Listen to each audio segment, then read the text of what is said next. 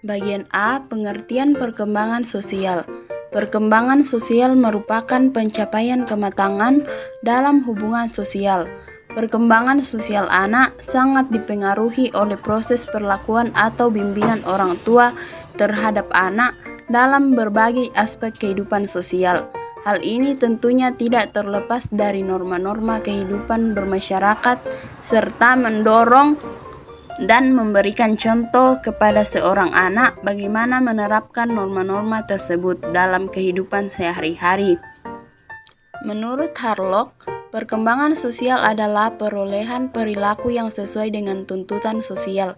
Menjadi seorang yang mampu bermasyarakat memerlukan 3 proses. Masing-masing proses terpisah dan sangat berbeda satu sama yang lain, tapi saling berkaitan, sehingga kegagalan dalam satu proses akan menurunkan kadar sosial individu. Menurut Masito, perkembangan sosial adalah perkembangan perilaku anak dalam menyesuaikan diri dengan aturan-aturan masyarakat di mana anak itu berada. Perkembangan sosial diperoleh anak melalui kematangan dan kesempatan belajar dari berbagai respon terhadap dirinya. Menurut Muhbin, mengatakan bahwa perkembangan sosial merupakan proses pembentukan social self atau pribadi dalam masyarakat, yakni pribadi dalam keluarga, budaya, bangsa, dan seterusnya. Dari beberapa pendapat ahli tersebut, dapat disimpulkan bahwa perkembangan sosial anak sangat tergantung pada individu anak, peran orang tua, orang dewasa, lingkungan masyarakat, dan lingkungan di mana anak tersebut menuntut ilmu. Adapun yang dimaksud dengan perkembangan sosial anak adalah bagaimana anak dapat berinteraksi dengan teman sebaya, orang dewasa, dan masyarakat luas agar dapat menyesuaikan diri dengan baik. Perkembangan sosial anak SD ditujukan adanya perubahan dalam bentuk tingkah laku dan perluasan hubungan dengan teman sebaya. Perkembangan sosial anak akan berpengaruh terhadap bagaimana anak berinteraksi dengan lingkungannya dan apa yang bisa diperoleh dari interaksi tersebut. Jika anak berinteraksi dengan lingkungan negatif, maka perilaku anak bisa negatif pula, terutama pada anak usia sekolah dasar. Sehingga perlu adanya perhatian dan pengawasan yang dilakukan oleh orang tua dan guru agar anak tidak terpengaruh pada kehidupan sosial yang negatif. B. Faktor-faktor yang mempengaruhi perkembangan sosial. Yang pertama, keluarga. Keluarga merupakan lingkungan pertama yang memberikan pengaruh terhadap berbagai aspek perkembangan anak, termasuk perkembangan sosialnya. Kondisi dan tata cara kehidupan keluarga merupakan lingkungan yang kondusif bagi sosialisasi anak. Yang kedua, kematangan. Bersosialisasi memerlukan kematangan fisik dan psikis untuk mampu mempertimbangkan dalam proses sosial, memberi dan menerima pendapat orang lain, memerlukan kematangan intelektual dan emosional. Di samping itu, kemampuan berbahasa ikut pula menentukan. Dengan demikian, untuk mampu bersosialisasi dengan baik, diperlukan kematangan fisik, sehingga setiap orang fisiknya telah mampu menjalankan fungsinya dengan baik. Yang ketiga, status sosial ekonomi. Kehidupan sosial banyak dipengaruhi oleh kondisi atau status sosial keluarga dalam lingkungan masyarakat. Perilaku individu akan banyak memperhatikan kondisi normatif yang telah ditanamkan oleh keluarganya. Yang keempat, pendidikan. Pendidikan merupakan proses sosialisasi anak yang terarah. Hakikat pendidikan sebagai proses pengoperasian ilmu yang normatif, individu memberikan warna kehidupan sosial di dalam masyarakat dan kehidupan mereka.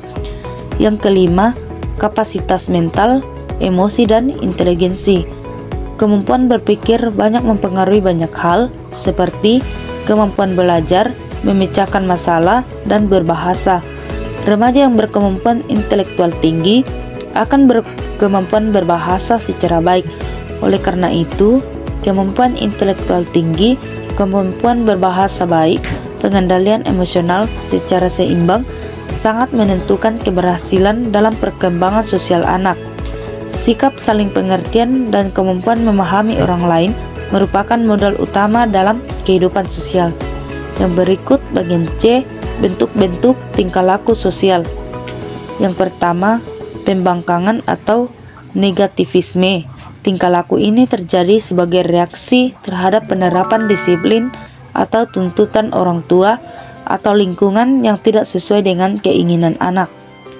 Yang kedua, agresi atau aggression merupakan perilaku menyerang balik secara fisik atau nonverbal maupun kata-kata atau verbal.